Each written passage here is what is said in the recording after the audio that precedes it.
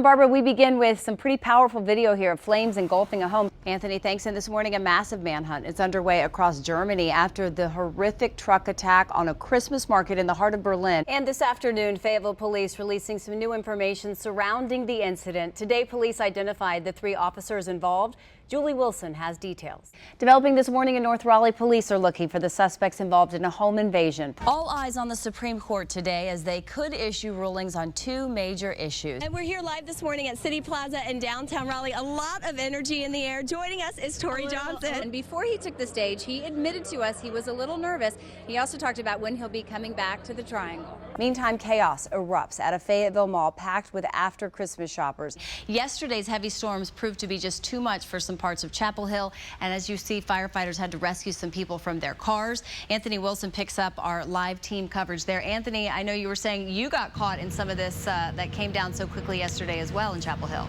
This afternoon, emotions understandably high for some of those residents forced out of their homes because of the blaze all night long and into today. Eyewitness viewers like you have been sending us their pictures, sending us their video as that fire was raging and their images of the aftermath. Yeah, it was actually through a social media post that we learned of one man's story. This afternoon, I sat down with him. He lives in the building across the street from the fire, and he's now staying at a hotel. Very lucky that he got out of harm's way.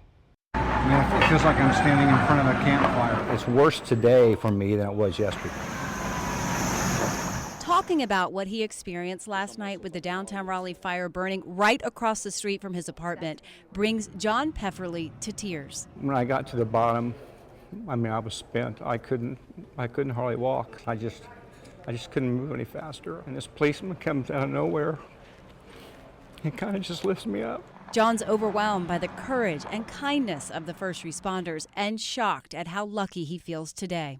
The next minute's not guaranteed to any of us. Man, look at that fire. He was watching the basketball game and heard the second fire truck looking out his window to see this. And a split second later, the inner pane, both of them just came into the bedroom almost like someone shot through it. The intensity of the heat and flames blew the windows of his apartment out. By the second, the heat just built and built. And then I started seeing sparks, and then I noticed the crane was catching on fire. This was happening in a matter of minutes, and I was on the phone with my daughter, and she said, "Dad, you got to get out."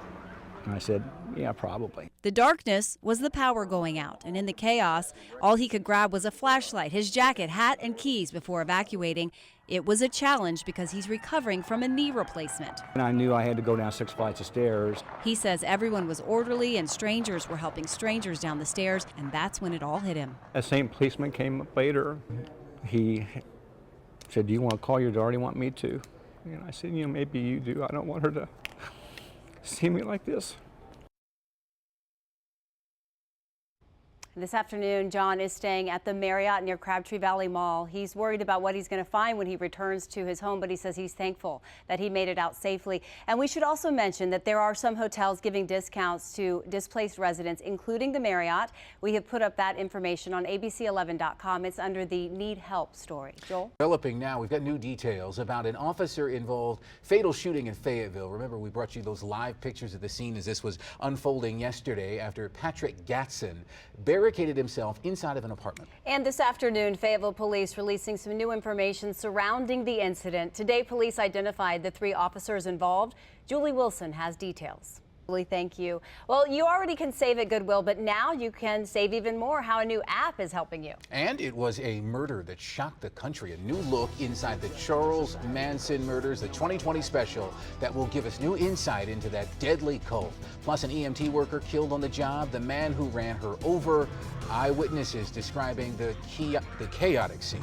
And we take a live look at the scene here, the aftermath of that Raleigh of the Metropolitan Apartment Complex construction site in downtown Raleigh, a 5-alarm fire that burned well into the night last night. Chopper 11 HD live over that scene. You see the charred remains there. 314 West Jones Street is the address, and there are still road closures around that area there, so keep that in mind if you're heading downtown. Now to a story we're following here in the Breaking News Center with the latest on that deadly plane crash in Kyrgyzstan. A Boeing 747 going down this morning at a residential neighborhood in the Central Asian country's capital. This is new video from the crash site. The massive plane destroying dozens of homes after crashing while trying to land in thick fog there. At least 37 people are dead. Most of those killed were on the ground. Rescue operations are now underway. We'll continue to follow this breaking story throughout the morning and more on GMA. Barbara? Happening now, a platoon of Fort Bragg soldiers making their way home after serving 9 months in Kuwait. Soldiers from the 1st Sustainment Command will reunite with their families in just about an hour at a ceremony at Pope Army Airfield. The weekend storm, of course, brought snow and ice, but it also brought out a lot of good in people in the form of donations pouring in to Raleigh businesses and centers, all to help those in need. And it all began with a single Facebook post. Friday morning, I just felt compelled to write something on my personal Facebook page. It's hard for me to sleep thinking about those that are sleeping outside. That post by Shauna Overdorf, who's the executive director of the Raleigh Wake Partnership to End Homelessness, sparked a chain of giving she could never have imagined. Really snowballed, for lack of a better word. As a result, a friend, Nicole Stewart, created a CrowdRise campaign and raised $5,022. And it didn't end there. Zach Medford, who owns Patio Beers in Raleigh, saw the post and used his business's social media accounts to encourage giving in the storm. Post on Facebook and asked people to bring coats to Patio Beers. We thought we might get a few coats and be able to help out the shelter. We wound up getting over 100 coats. Other restaurants followed, asking how they could help, donating trays of food for the Sunday afternoon meal at the Outreach Center. And deliveries also started pouring in to the LGBT Center of Raleigh after the director there created and shared a wish list for the city's homeless. I thought my post maybe would be seen as preachy. Had never anticipated the outpouring of love and generosity, the kind words. You can see hand warmers, socks, some of the items on the wish list that are being fulfilled. They're still rolling in here, and they don't expect it to stop, even though the storm's gone. We've received now 1,000 hand warmers, 700 Mylar blankets, 30 tents, 40 sleeping bags, and 80 packs of socks. A community proving social media can be just as powerful as Mother Nature. In Raleigh, Amber Rapinta, ABC 11 Eyewitness News. Right there.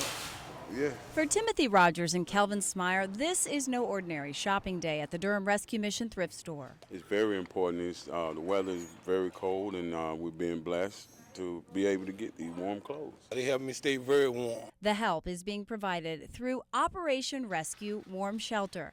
It's an outreach program the Durham Rescue Mission is conducting for anyone needing shelter in these dangerously cold temperatures. Tried to tell everybody that this weather's coming in, and as the weekend progressed, and as the cold set in, the ice set in, they just kept coming in. A total of 43 came in seeking emergency shelter over the weekend. That's in addition to the average of about 400 they shelter all the time. During this time, we're doing a special effort to get the word out. Come in, be warm, get the things you need. It's very important because, like you said, there's people out there that's homeless that don't have anywhere to go. And it's very cold, too cold for anybody to be sleeping outside. So picking out warm clothing is just one of the things the Durham Rescue Mission is allowing folks to do in Operation Rescue. There are many other things they also help with. We use this opportunity to tell people, the Rescue Mission and the opportunity that the Rescue Mission is. And for men like Kelvin Smyer and Timothy Rogers, it seems to be working. I'm glad they was there for me. They accept me. And I advise anybody that's out there right now today, if you need help, come to Durham Rescue Mission. They will help you. In Durham, Amber Rapinta, ABC 11 Eyewitness News.